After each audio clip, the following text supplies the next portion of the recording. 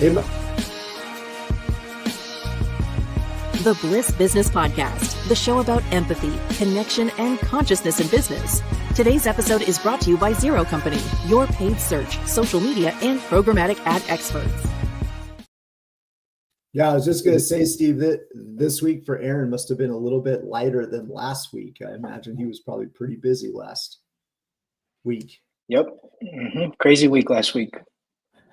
We actually just opened up a location in Lake Zurich, Illinois, which was our, I believe, 18th location. So we're nearing that 20 mark. So we're very excited and very, very grateful. Well, we're gonna make all of our audience hungry today for lunch. So let's get to it. Welcome to the Bliss Business Podcast show, everyone, where we explore how empathy, connection, and purpose transform business from the inside out. I'm Steven, joined by Mike, and today's conversation dives deep into how to build real community and authentic connection in business. And our guest today is someone who doesn't just talk about community, but he kind of builds it plate by plate with his team. Mike, introduce our guest today.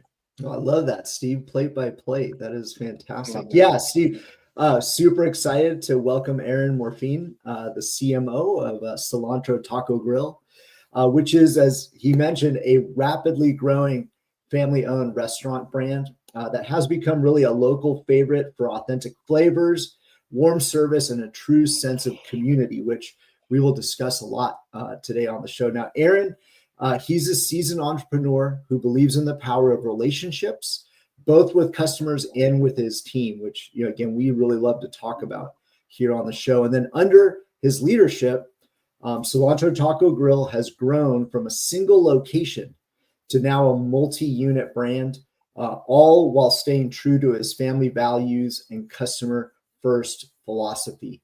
Which prior to the show, he was telling us was critical to their success. So, Aaron, we are really honored to have you with us here today. Welcome to the show. Thanks a lot, Mike. I'm truly grateful to be here on behalf of my family and myself. Thank you so much. Thank you both for the outstanding introduction. But I honestly can't take full credit for all of this. This was a family effort and a team effort nonetheless, ever since day one. My father started this 12 years back. He started the brand here in Stone Park, Illinois, like you said, in a very small corner spot in a suburb here in the outskirts of Chicago. And fast forward 12 years later, here we are, and I'm very thankful to be here. And I'm excited to be sharing a little bit about our history and how we've built our community over the past 12 years and how it ties into our success. Yeah, let's dive into that, especially you kind of built your reputation, not just on great food, but on that sense of family and connection. Can share the story. I think it's a great story. Yeah, sure. Let's backtrack a little bit. The inspiration behind the brand that my father started 12 years back all came from his father, my grandfather.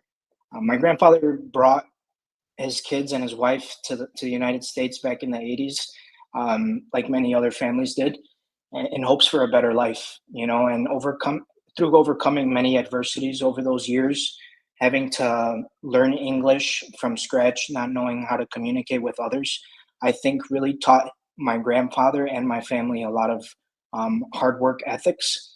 And at the end of the day, they always came together and bonded over a nice warm dinner all together every night.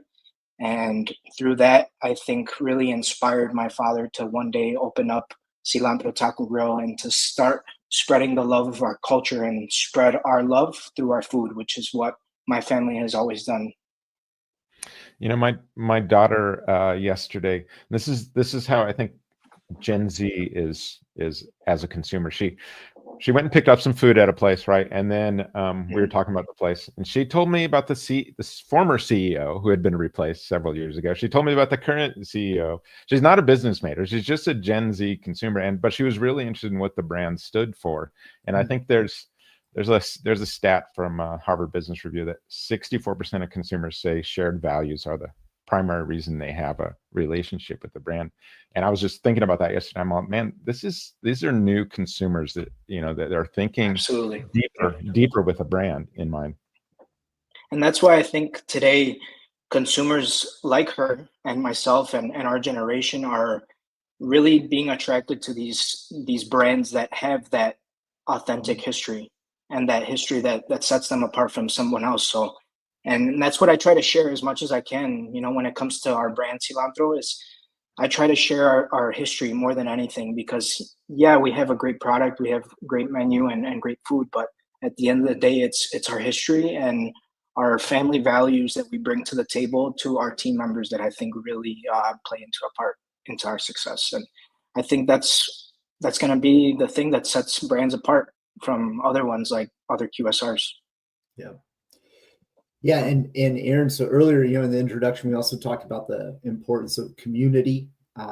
We feel as well as an agency that community is vital, right, to the success of a company. Yet, many of the organizations that are out there will talk about community, but really it's very few of them that go out and build it. Now, your organization has been successful at that. So what are some of the ways that you've made sure that sense of connection is real, that it's not just kind of like some sort of greenwashing or a marketing slogan? Yeah, absolutely. I see it in two ways, essentially, because the community as a whole is important, of course, but I see the community as the community that you build inside the stores as us as owner operators, and then the community outside the stores, such as fire departments, police departments, schools, factories, stuff like that. So when it comes to the community outside our stores, we definitely love to give back as much as possible. Going back to when we first opened on a small corner here in the Chicago suburbs, nobody knew who we were, and being that we're in the Chicago region as well, a lot of taquerias, taco shops, taco grills are well known in this area and are very, very good. Chicago is one of the many places in the country where you can find great, authentic Mexican food. So there had to be a way for us to put ourselves out there and really stand apart from these other brands and these other taquerias. So one thing that my father and his siblings really got to work on right away, I believe, was that outreach. Going to those local fire departments, local police departments, taking a taco truck and serving them without asking for anything in return. And I think over the years with word of mouth, I think that really, grew who we were. And it's turned us into a local favorite. Absolutely. Wow. And when it comes to, we can talk about community all day, but then obviously when it comes to the engine that keeps our brand going, which is our team members and our employees, we have to treat them like family. That's something that was instilled from day one from my father, which I believe he learned from his. And that's why I believe we still have employees from day one today, 12 years later, is because they see us as a family apart from theirs. What a great experience, right? Because that community is really, it's such a vital, part of our existence. So yeah, thank you for highlighting that. It's a huge differentiator, without a doubt. It is. Yeah, let's dive into that. Talking about the team thing a little bit. I know you're a fan of the Bear, right? Being from Chicago and you're watching the Bear all the time. Love that show. And that show's dynamic. The team there, and it's about family and stuff, but it goes off the rails quite a bit because it's dysfunctional at times. Not many individuals can relate to the anxiety levels that that is in this industry, and in that show, I think it really really exemplifies what it is that we go through on a daily basis. Yeah. So picturing all that the fast paced, the high pressure industry and all that stuff. How do you make sure you lead with empathy and lead with compassion in the middle of all that? Well, I think through the midst of all that, especially when it comes to our team members that are working and conversing with our customers day in and day out, I think it's the small moments truly that matter more than anything. One thing that I see amongst our stores that differ from other brands is we're very friendly. We try to go that extra mile to connect with our customers.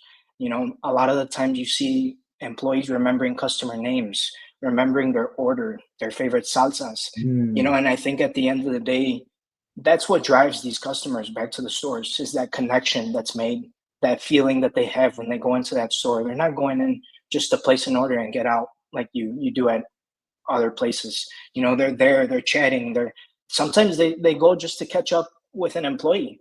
They go, and then in the midst of all that, they'll order 2 tacos to go. And I think that's something that I've seen over the past 12 years growing with the business. And I see customers that we've had for the past 10, 12 years still coming through our doors, conversing with our team members like their family, like it's a cousin you haven't seen in 2 weeks. So that feeling within itself, I think, is something that truly motivates us and motivates my team members to come in with a smile every day, to come in with a great attitude. And sometimes when they're interacting with these customers, it really makes a difference. Truly does. How do you build that? I mean, do you have systems in place, or do you have things that you talk about continually? How do you keep that kind of environment? I mean, I don't think you can build a system for that. I think that's something that's engraved into you from day one. And being that I grew in this business, tagging along with my father over the years as a kid, seeing him come to the stores every day, interacting with his team members, interacting with a customer, it truly shows you how to be empathetic in that sense. I don't think that's something you can show somebody. I think that's something that's just observed yourself and truly learned. I remember seeing my father come in every day, and it wouldn't even be 2-3 minutes go by and he's helping somebody on the front counter, and a random customer will just be like, "Hey, Cuauhtemoc, good to see you. I haven't seen you so long." And it's like, wow, that customer that was sitting there for 2 minutes recognized the owner right away and went up there and said something. And that interaction, I think, was observed by the other people that were sitting there in the lobby. And that's just something that keeps people coming back.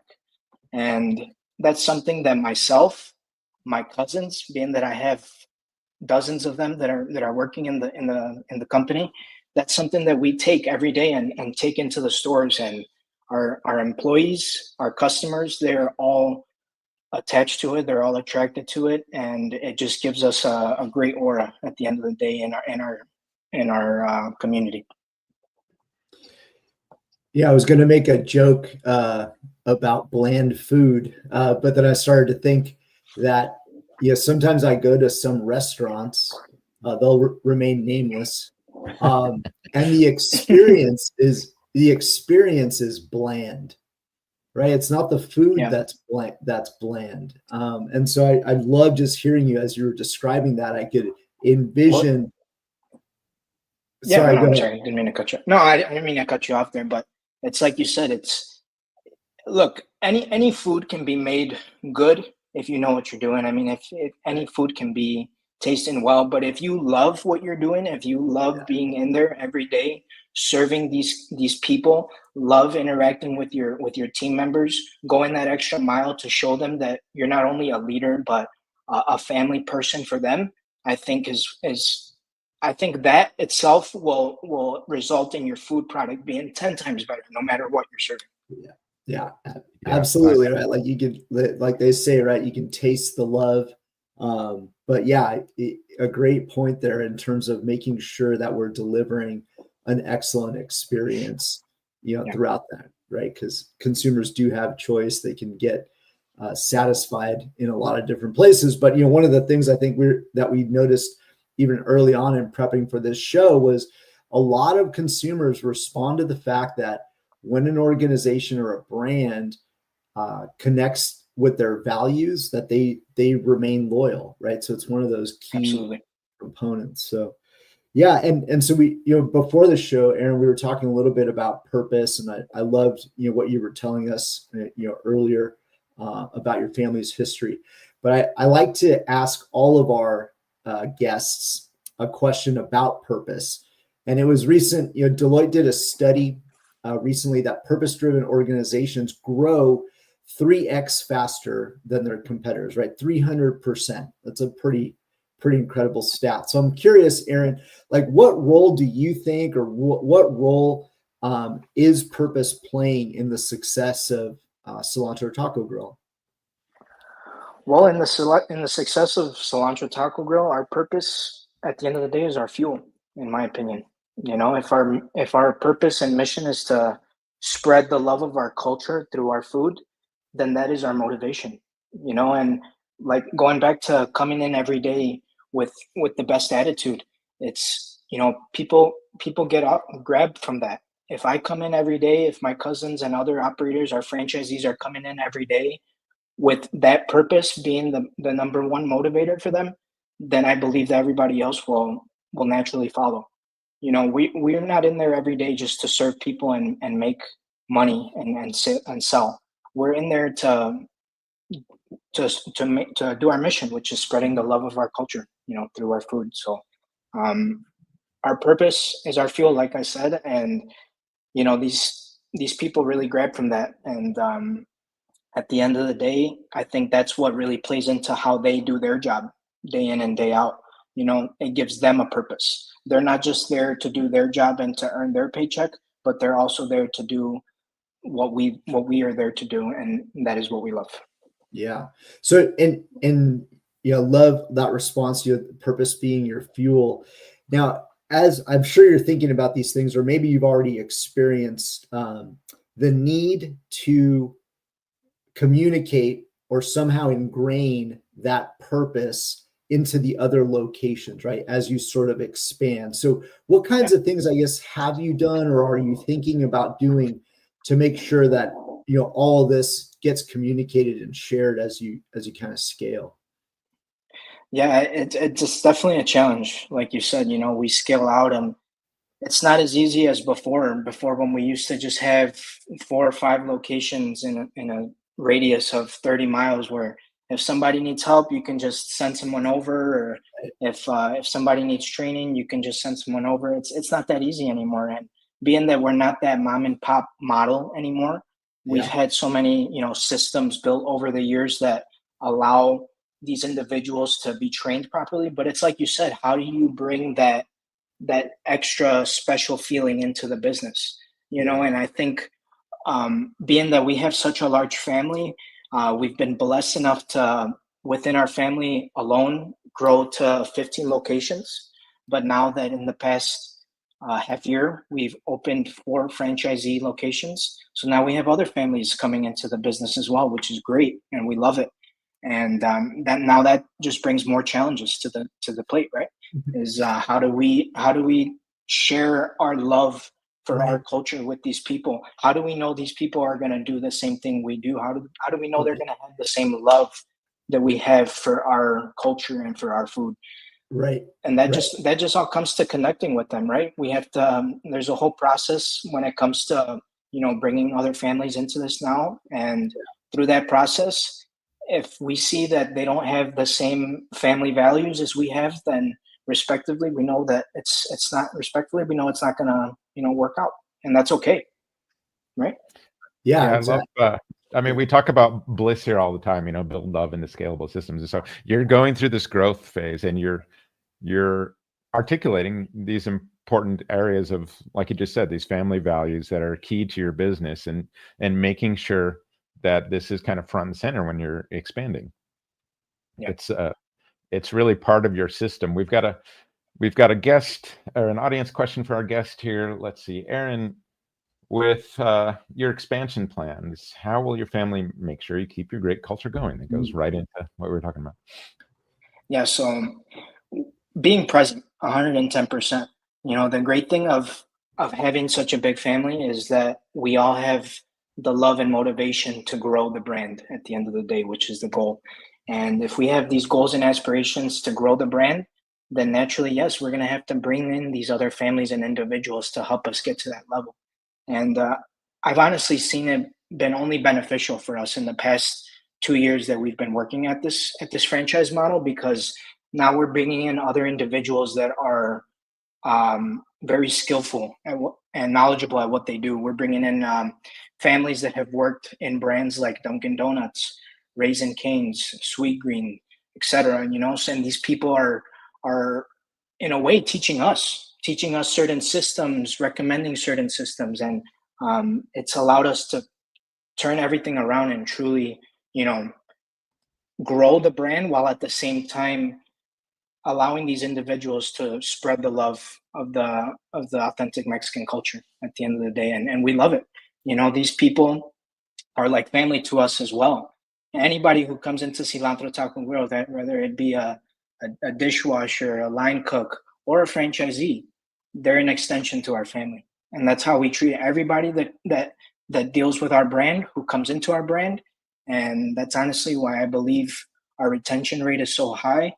And I know that through our expansion over the next few years, that you're not only going to see an expansion of our name and brand and our food, but you're going to see the expansion of the love of the Mexican culture and Mexican cuisines. Mm-hmm.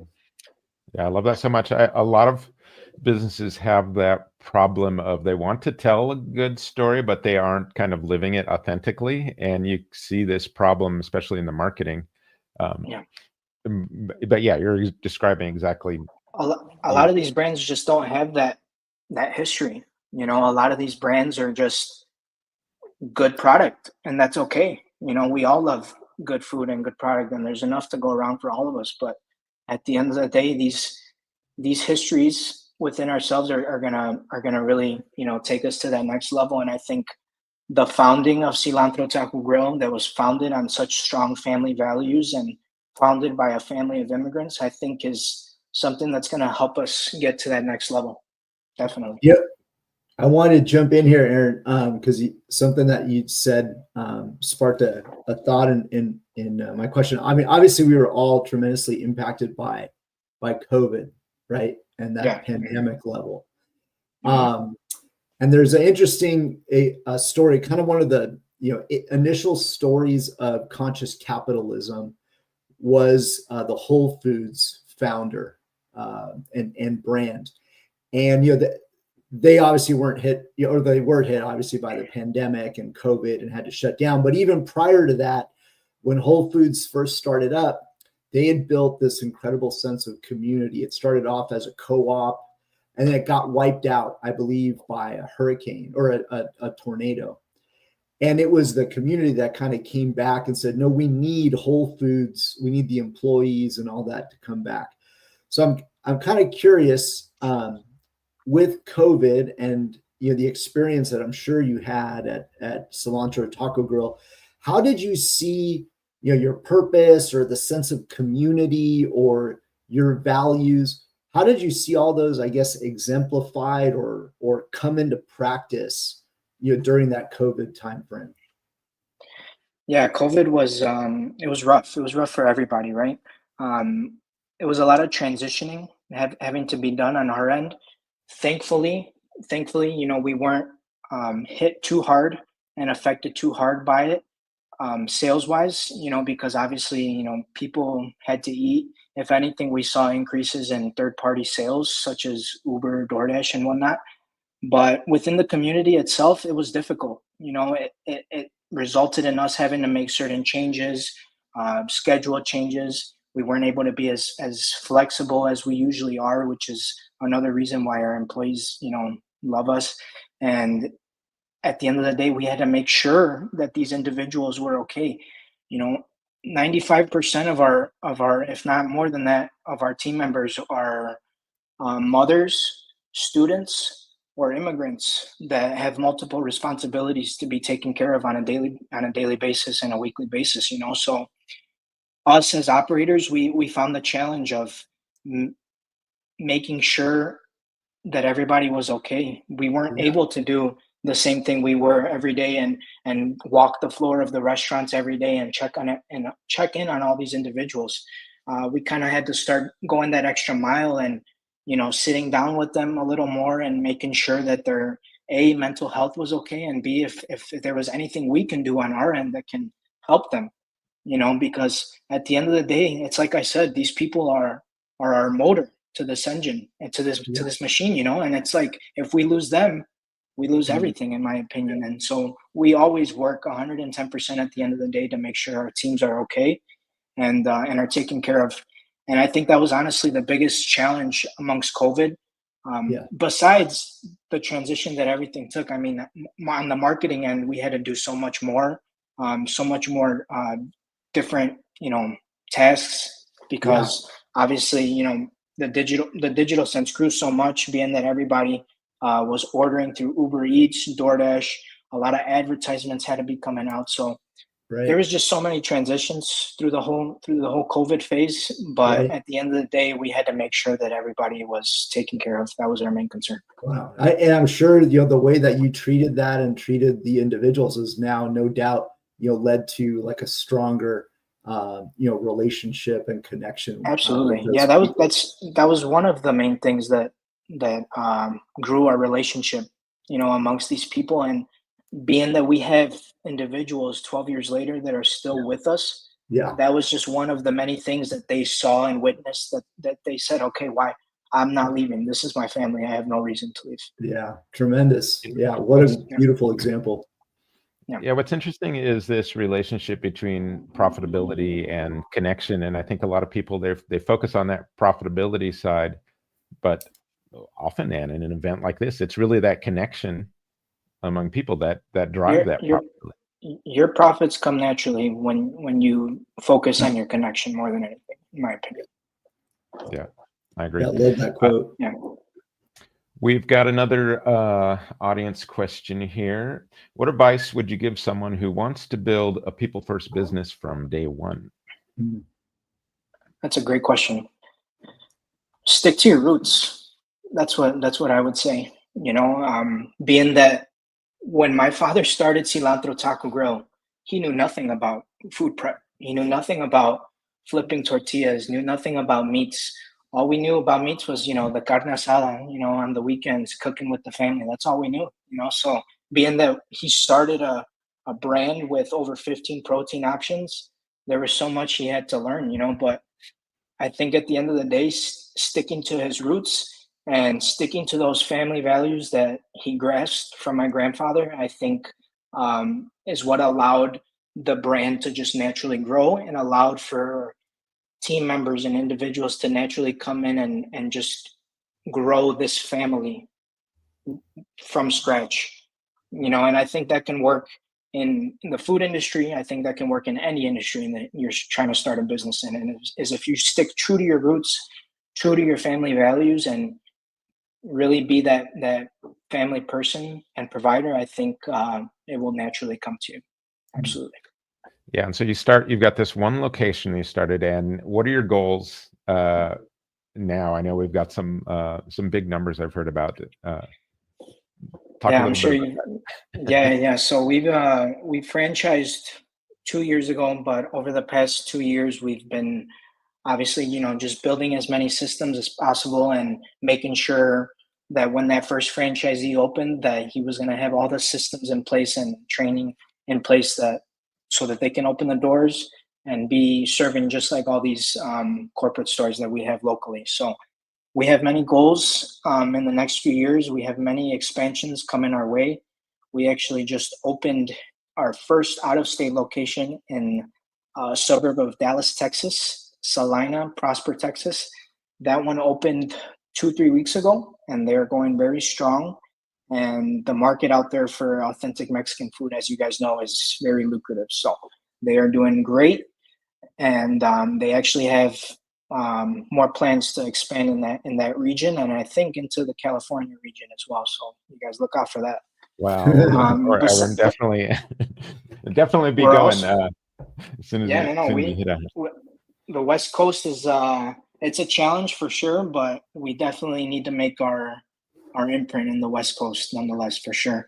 But he is starting in like the Dallas area, and I think his goal is to just expand his radius like we did here in Chicago, and I think it'll work really well for him. Apart from Texas, we have Florida. We have 2 locations in Florida that will be opening this summer in the Orlando Mall, I believe in the food court. And don't quote me on the other one, but I believe it's in another outdoor mall as well. And that is those are the two first locations of a 100 location deal that was signed last year. So we're very, very excited and thankful for that. And Florida, as we can say, will be a great and well-known spot for cilantro in the next few years. In the next few years, they'll be out there, hopefully, as much as we are over here.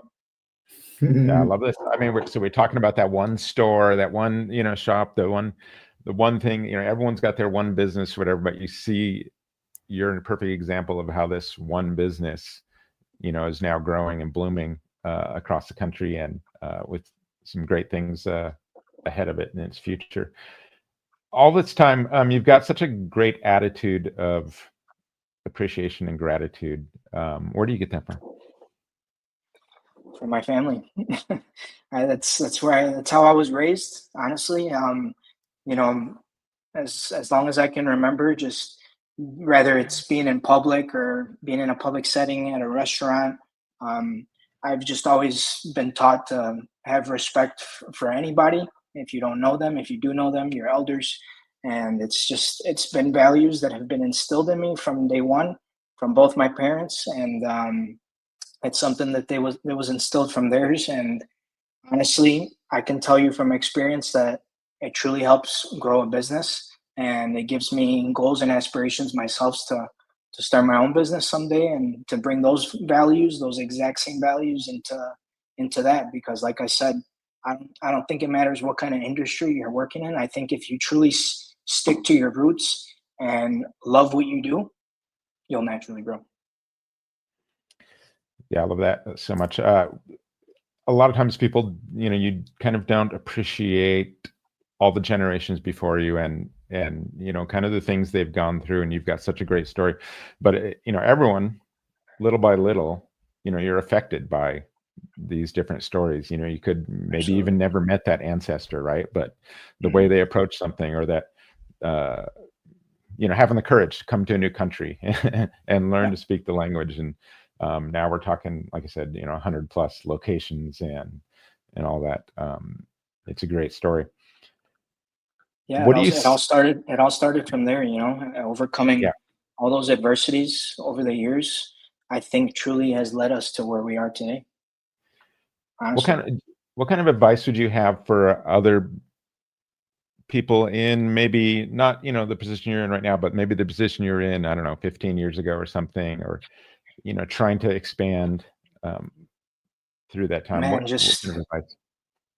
If I had to give myself advice 10, 15 years ago, I would say be patient, and it's never going to be easy. I think that's one thing that a lot of business owners, and maybe just other people, whether they're going through something in life, is it's never easy, and I think that's something we have to truly understand over the years, is that you're always going to have challenges, whether they're easy or hard. You're always going to have them. And I think it's that fact within itself is what carries me every day. Just keep moving the needle, keep hitting it, and it's just, over time things will get better. If you just keep that attitude and be patient, things will come. Definitely. Yeah, I love that. One question we ask a lot of folks that come on this show is really about love and business, and you've obviously talked a lot about that so far as one of the driving forces behind what you do. But what would you say to those who don't believe love belongs in business? Well, I think they're losing and they're missing out, because brands that focus on building empathy and building those deeper connections with their customers, with their team members, results in better retention, and better word of mouth, honestly, at the end of the day. That's why, honestly, we never have trouble finding team members to work for us, because there's always a team member's cousin or brother or sister that are willing to work 16, 17 years old, or doesn't matter what age. They know a cousin, they know a friend. Hey, come work at Cilantro Taco Grill. And we almost have to do nothing. We just bring them in and invite them into our family, like we do with every single person that steps through our doors. And if somebody's not using that to their advantage through their business, then I truly think they're missing out. We've seen firsthand how empathy translates to profit. And I think if they focus on that, then the profits will come naturally. Yeah, People don't come through our doors just for the food, for the tacos. They come because of how they feel when they walk back out. Say that again. I mean, that's what we talk about all the time. It's people remember how you made them feel. How you made them feel. On the show, I mean, over I don't know how many episodes, but we always bring up like empathy related stats to just trying to back up the case. It's like, hey, take this approach. Even if you're cold hearted, try and take this approach, because the stats are always going to back it up. And hopefully along the way, you realize it's the right thing to do as you're going through that process. There was a Harvard Business School study that said that found that companies known for compassionate leadership see a 41% higher customer satisfaction. So there's study after study related to this approach. So yeah, love what you're doing. Love the message you're preaching out there to the world here about how to run a business properly. It's not easy. It's not all sunshine and rainbows, as people say. A lot of you got to understand too. A lot of mistakes will be made along the path, and that's okay. And that's something, and not just us as the leaders of the brand, but we tell this to the people working on the front line in the kitchens.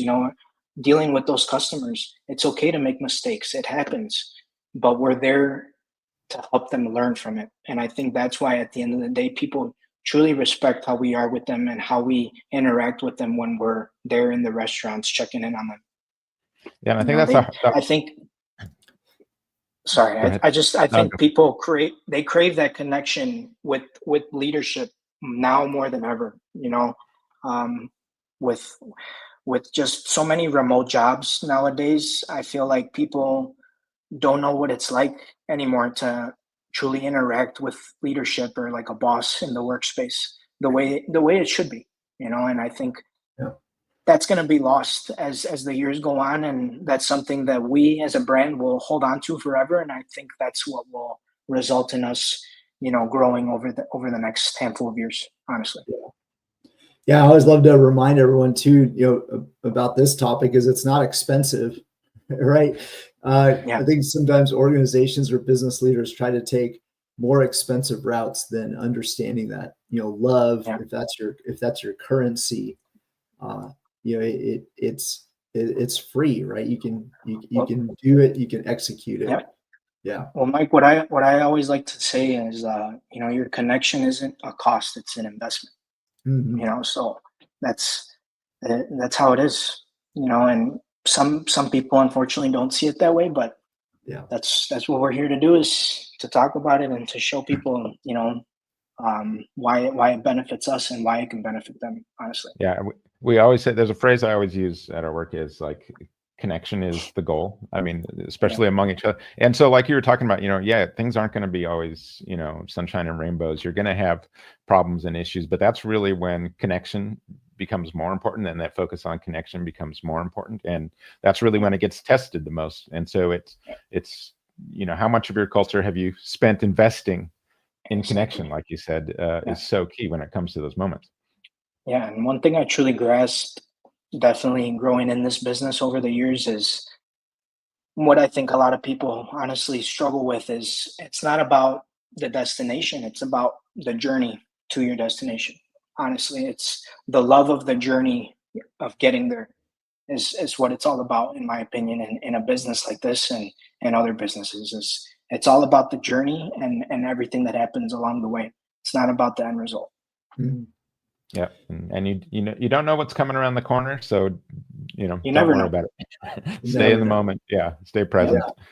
Yeah. I'd love to always say, right, will my tomorrow self be able to live with my yesterday self?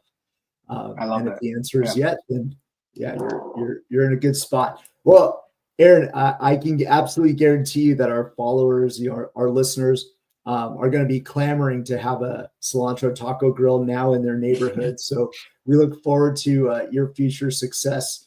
The love and the empathy and the connection, the culture really that you speak of, just easily is observable. So thank you again so much for sharing your story with us, today. Thanks for having me. I can say we not only heard it, but we definitely felt it. And that, is not very common at all. So for anyone that does want to learn a little bit more about Cilantro Taco Grill, where do you want them to go? Where can they follow up? Everybody can visit us on our website, cilantrotacogrill.com. You can learn all about our history there and our founding, as well as contact us for any opportunities. But if you want to stay connected with us more, I would definitely search for us on social media at Cilantro TG.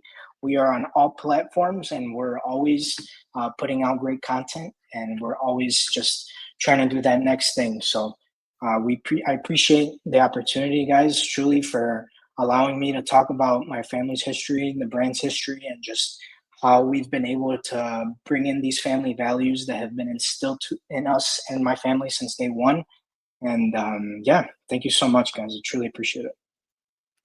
Thank you, Aaron. And to our listeners, thank you for joining us. Thanks for the questions. And if today's episode helped you reflect on how connection can transform your business, be sure to subscribe, leave a review, and share it with someone you care about. And until next time, we'll see you on the Bliss Business Podcast.